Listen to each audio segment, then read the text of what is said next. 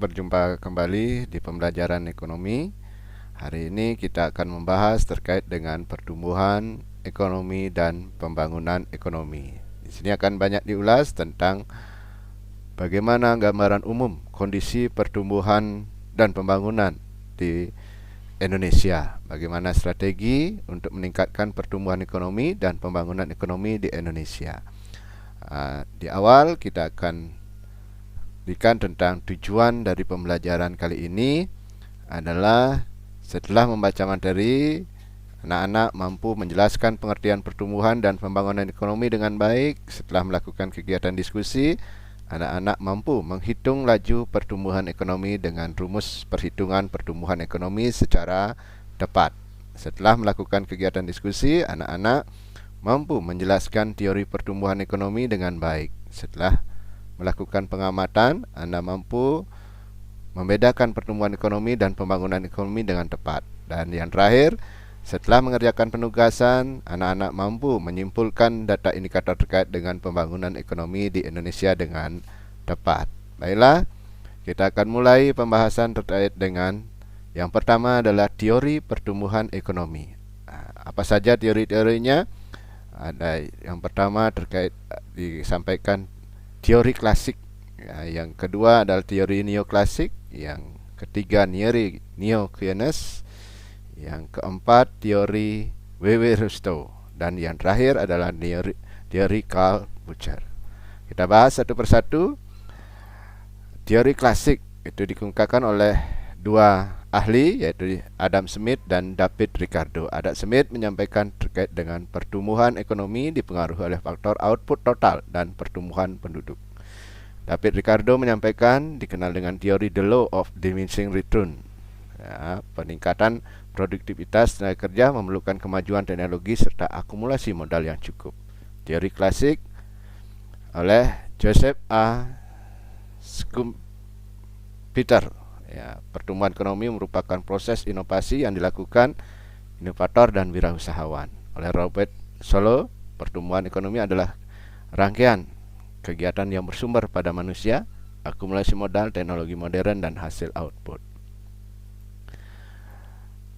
Teori neo-Keynes itu menyatakan faktor yang mempengaruhi peningkatan pertumbuhan ekonomi adalah adanya pengaruh investasi pada permintaan agregat dan pertumbuhan kapasitas produksi.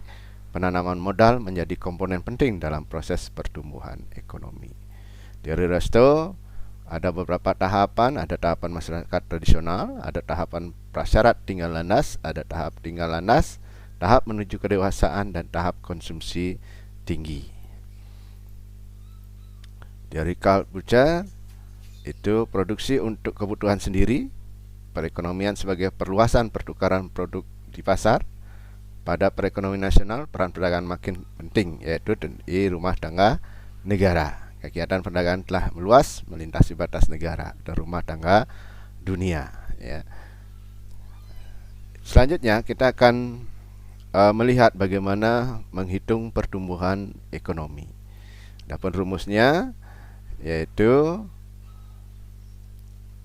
produk domestik bruto pada tahun berjalan dikurangi dengan produk domestik bruto tahun sebelumnya dibagi dengan produk domestik bruto pada tahun berjalan dikali 100%.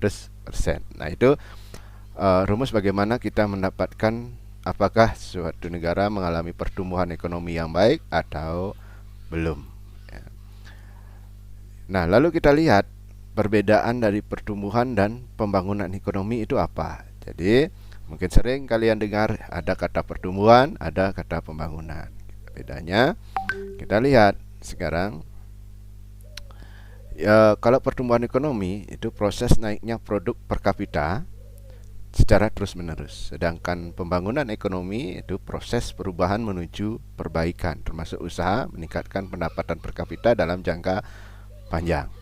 Tidak, dalam pertumbuhan ekonomi tidak memperhatikan pemerataan pendapatan. Sedangkan dalam pembangunan ekonomi memperhatikan pemerataan pendapatan termasuk pemerataan pembangunan dan hasil-hasilnya. Yang pertumbuhan ekonomi tidak memperhatikan pertambahan penduduk, Pembangunan ekonomi memperhatikan pertambahan penduduk. Ya, pertumbuhan ekonomi belum tentu mengindikasi peningkatan taraf hidup masyarakat. Kalau pembangunan ekonomi sudah meningkatkan taraf hidup masyarakat. Yaitu di pertumbuhan ekonomi belum tentu disertai pembangunan ekonomi, sedangkan pembangunan ekonomi sudah tentu adalah pembangunan ekonomi selalu disertai oleh pertumbuhan ekonomi. Nah, itulah perbedaan dari pertumbuhan dan pembangunan ekonomi, supaya anak-anak bisa memahami. Jadi apa sih itu pertumbuhan dan apa itu pembangunan.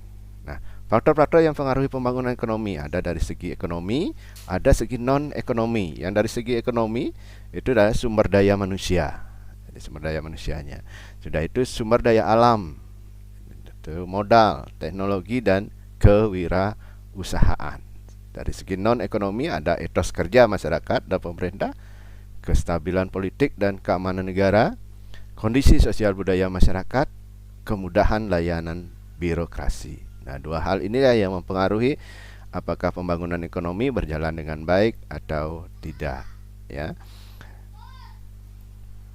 Indikator dari keberhasilan pembangunan ekonomi itu ada indikator moneter, ada indikator non moneter. Dari pertumbuhan ekonomi produk domestik bruto secara meningkat, pendapatan per kapita meningkat. Nah, itu dari indikator moneter.